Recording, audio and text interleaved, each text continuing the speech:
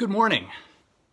Trying something different with the sermon this morning, recording it in my office, hoping that filming myself a little closer to the microphone and the camera might make for a better video.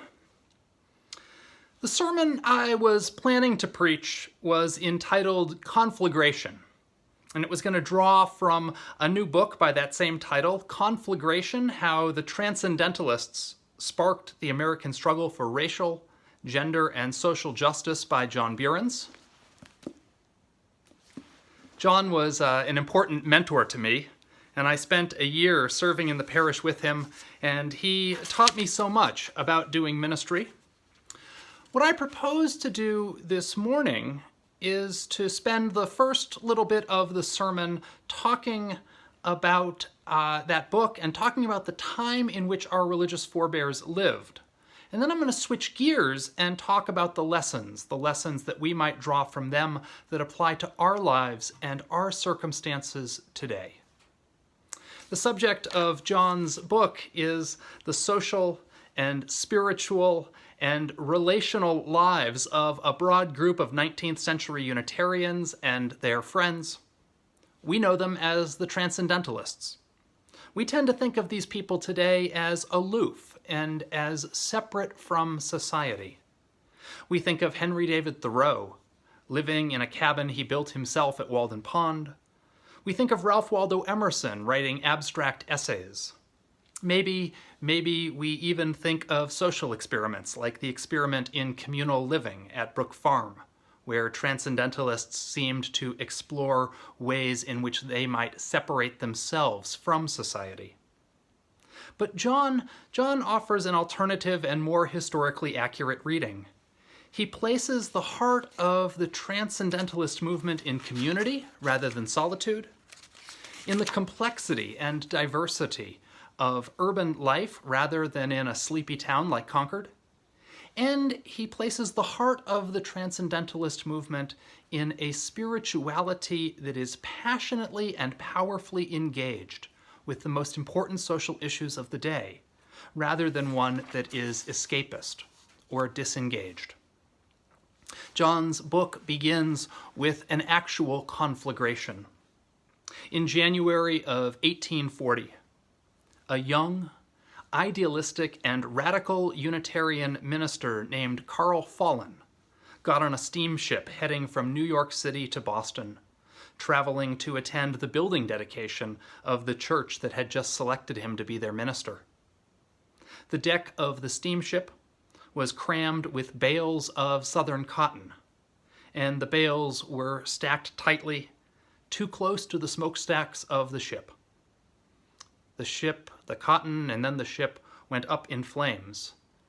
Fallen died, as well as 100 passengers on that ship. John takes this literal fire as a metaphor for our nation in the mid-19th century. Our nation had all of these sparks: the abolitionist movement, economic unrest, gender norms being challenged, demands for social reform. It was a time of spiritual and social upheaval, a tense, intense, and dramatic time that would eventually lead to the Civil War and to the abolition of slavery. And John, in his book, writes about the lives of these Unitarians, especially between 1840 and 1860, and the role they played during this period. There are a few stories that I take from this book that are too good not to share, and speak, I think, to the spiritual and social challenges of the time in which we live. For example, when Fallen died, his mentor was William Ellery Channing, and Channing wanted to do a memorial service for him at his church in Boston, the Federal Street Church Unitarian. And his church actually said no, because Fallen was an abolitionist, and there were significant members of that church who were opposed to abolition.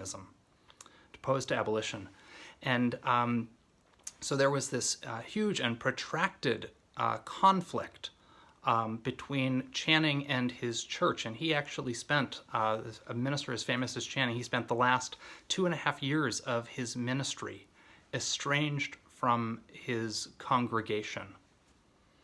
This was a time when Unitarians were active in developing and organizing the Boston Vigilance Committee. The Boston Vigilance Committee watched out for and protected runaway slaves who had fled to Boston and helped them establish their lives there or to move on to safety. Some of the work of the Boston Vigilance Committee was to watch out for federal marshals and slave catchers who would come, and they would actually kind of disrupt the activities of folks who came into the city attempting to re-enslave people. More personally, John's portraits of these people's lives tell us how many of them suffered tragic losses due to epidemic diseases. Theodore Parker died from tuberculosis at age 49.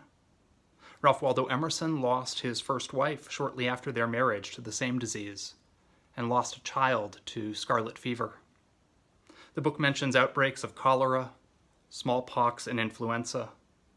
And at age 40, a minister named James Freeman Clarke had to leave the ministry of his church, the church that he founded. He had to leave for a period of 4 years to recuperate from typhoid fever. So what lessons do these stories of our religious forebears of yesteryear have for us today? One lesson is the lesson of historical perspective. I'm a big reader. I'm a lover of both history and literature.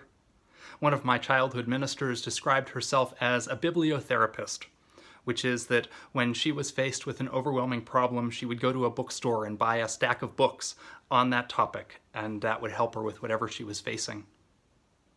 None of us have ever lived through a global pandemic quite like the one that we're facing today. But people before us have. There is a record of history and of literature that we can be in conversation with.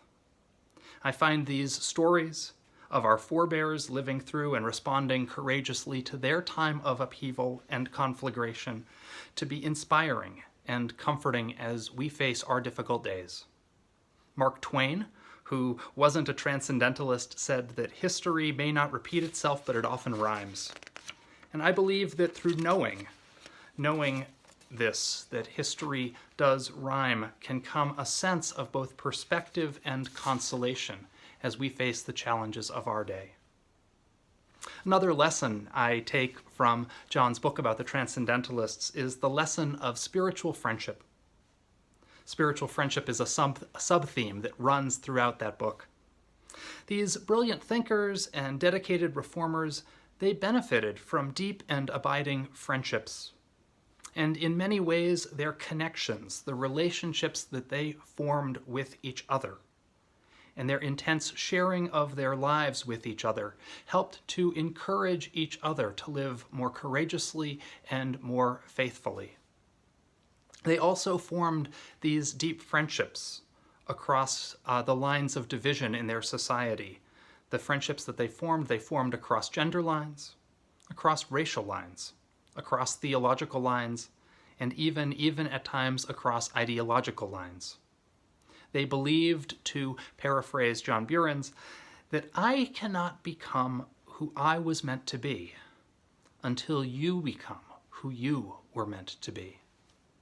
This speaks, I think, to the importance of attending to our relationships and strengthening our friendships. Let's be real with each other. Let's be vulnerable. Let's help each other to be brave. I've seen people online during this time of social distancing trying exercises with sharing their journaling experiences with each other. Whatever else, remember that you are not alone. And the way that we are able to share of our lives and to connect in friendships will be a great source of not only comfort, but as well inspiration for one another at this time. Finally, a third lesson that I take out of Buren's writing about the Transcendentalists is the importance of bold and prophetic imagination. A prophet, remember, is not someone who predicts the future, but someone who names the present in a powerful and clear way that allows us all to see how the world ought to be. The Transcendentalists were reformers. They were religious and theological reformers, spiritual reformers, educational reformers, social reformers. They reformed gender roles and reformed many of the institutions of society. Times of upheaval and disruption are scary and threatening, but they're also times of imagining new ways if we have the imagination to do so. Let us use our most deeply held values, values of compassion, a sense that every person has unique worth, respect for the web of life, a belief in justice. Let us use these most deeply held values to imagine and advocate for and work for a world reformed and transformed. So those are three thoughts that I leave you with about how the Transcendentalists may speak to our life today. First of all, let us develop a historical understanding that looks to the past for insight, for consolation, and for instruction and inspiration for facing our challenges today. Let us remember spiritual friendship that encourages us to become who we were meant to be by being vulnerable with each other. And let us develop prophetic imagination that boldly imagines a new way unfolding and invites a world reformed. I'm with you. I love you. Shalom, my friends. Shalom. We'll meet again.